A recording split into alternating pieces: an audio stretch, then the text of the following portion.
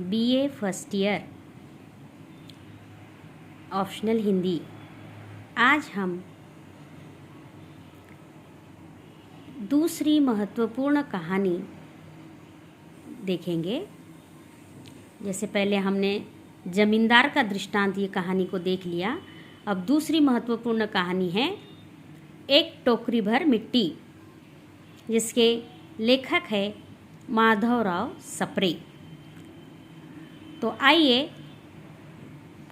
माधवराव सप्रे जी का संक्षिप्त में परिचय देख लेते हैं।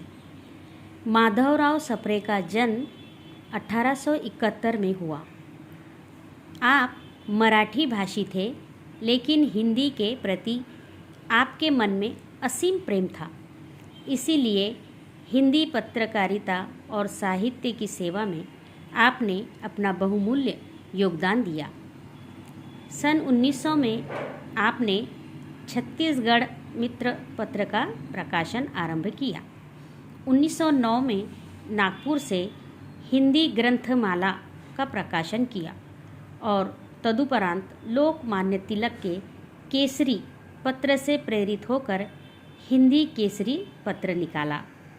आपने अनुवाद कार्य में भी अपना योगदान दिया है। लोकमान्य तिलक के मराठी ग्रंथ गीता रहस्य का आपके द्वारा किया गया अनुवाद अत्यधिक चर्चित रहा है। तो कुल मिलाकर हमने यहाँ पर माधवराव सप्रे जी का संक्षिप्त में परिचय देख लिया। तो आइए कहानी को हम आरंभ करते हैं। तो कहानी में केवल दो ही मुख्य पात्र हैं, एक है जमींदार और दूसरी है एक विधवा जो कि गरीब है और अनाथ है। तो आइए हम इस कहानी को विस्तार से पढ़ेंगे। तो कहानी का शीर्षक क्या है? एक टोकरी भर मिट्टी। इसके रचनाकार माधवराव सप्रे। किसी श्रीमान जमींदार के महल के पास एक गरीब अनाथ विधवा की झोपड़ी थी। जमींदार साहब को अपने महल का हाता उस झोपड़ी तक बढ़ाने की इच्छा हुई। विधवा से बहुतेरा कहा कि वह अपनी झोपड़ी हटा ले, पर वह तो कई जमाने से वहीं बसी थी। उसका पति और इकलौता पुत्र भी उसी झोपड़ी में मर गया था। पतोहू भी एक 5 बरस की कन्या को छोड़कर चल बसी थी। यहाँ पर एक शब्द प्रयुक्त हुआ है पतोहू। पतोहू का अर्थ है पुत्रवधू, यानी उनकी बहू। तो वो भी एक 5 साल की कन्या को छोड़कर चल बसी थी। यानी यहाँ पर हमने देखा कि जमींदार के घर के आगे या महल के आगे एक गरीब अनाथ विधवा की झोपड़ी थी और जमींदार को वो झोपड़ी बहुत खटकती थी, इसलिए वो वहाँ तक अपने महल का हाथा बढ़ाना चाहते थे। और इसीलिए उन्होंने क्या किया कि उस बुढ़िया के झोपड़ी को वहाँ से हटाने का भरसक प्रयास किया, लेकिन वो जो अनाथ विधवा थी वो वहाँ से हटने का नाम नहीं लेती। क्यों? क्योंकि वहीं पर उसके पति का और उसके इकलौता पुत्र का देहांत हो चुका था। इतना ही नहीं, उनकी पुत्रवधू भी वहीं पर स्वर्गवासी हो चुकी थी। और उसने क्या, उसके 5 साल की कन्या अब इसी विधवा के सहारे छोड़कर उसकी भी मृत्यु हो चुकी थी।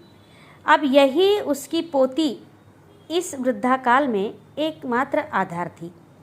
जब कभी उसे अपनी पूर्व स्थिति की याद आ जाती तो मारे दुख के फूट फूट कर रोने लगती। और जब से उसने अपने श्रीमान पड़ोसी की इस इच्छा का हाल सुना, तब से वह मृतप्राय हो गई थी। यानी और जब से उसको पता चला कि जमींदार साहब मेरी झोपड़ी हटवाना चाहते हैं, तब से रो रो कर वो बेहाल हो गई थी। उस झोपड़ी में उसका मन लग गया था कि बिना मरे वहाँ से वो निकलना ही नहीं चाहती थी। अर्थात यहाँ पर यानी कि मनुष्य जहाँ रहता है उस जगह से उस घर से अत्यधिक लगा होता है, फिर चाहे वो घर झोपड़ी ही क्यों न हो। तो वैसे ही उस विधवा की हालत थी। वो मर जाना पसंद करती थी, लेकिन झोपड़ी छोड़ना नहीं चाहती थी। श्रीमान के सब प्रयत्न निष्फल हुए। तब वे जमींदारी चाल चलने लगे।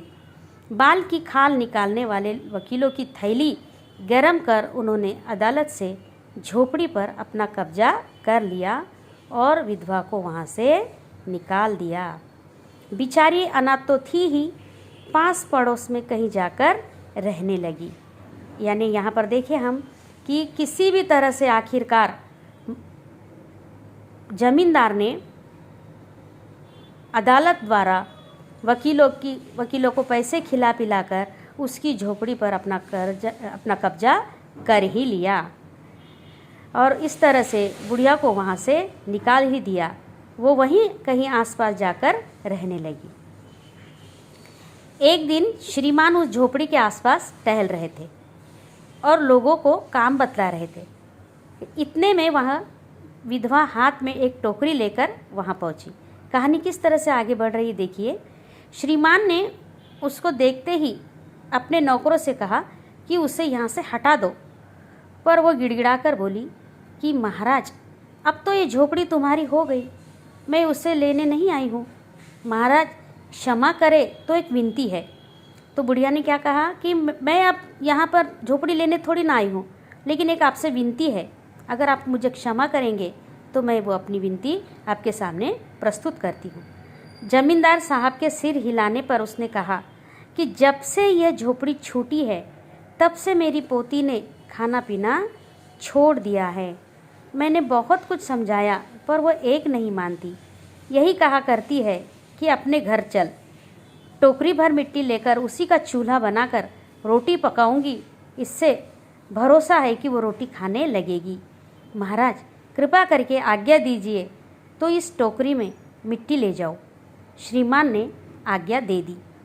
विधवा झोपड़ी के भीतर गई। वहाँ जाते ही उसे पुरानी बातों का स्मरण हुआ और उसकी आंखों से आंसू की धारा बहने लगी। अपने आंतरिक दुख को किसी तरह संभाल कर उसने अपनी टोकरी मिट्टी से भर ली। यानी क्या देखते हैं हम आगे कहानी में कि पहले तो जमींदार मना कर रहे थे उसे टोकरी भर मिट्टी लेने से भी, लेकिन आखिरकार उसने बहुत गिड़गिड़ाया और उसने कहा कि जब से महाराज मैं यहाँ से गई हूँ, मेरी पोती ना कुछ खाती है ना पीती है, बार बार कहती है कि चलिए अपने झोपड़ी में चलते हैं, अपने घर में रहते हैं। तो लेकिन मैंने उसे बहुत समझाया, लेकिन वो एक नहीं मानती। इसलिए मुझे कृपा करके आपके इस झोपड़ी से एक टोकरी भर मिट्टी ले लेने दीजिए, ताकि मैं इस मिट्टी से चूल्हा बनाकर उस पर रोटी बनाकर खिलाऊंगी तो शायद वो खाने लगे।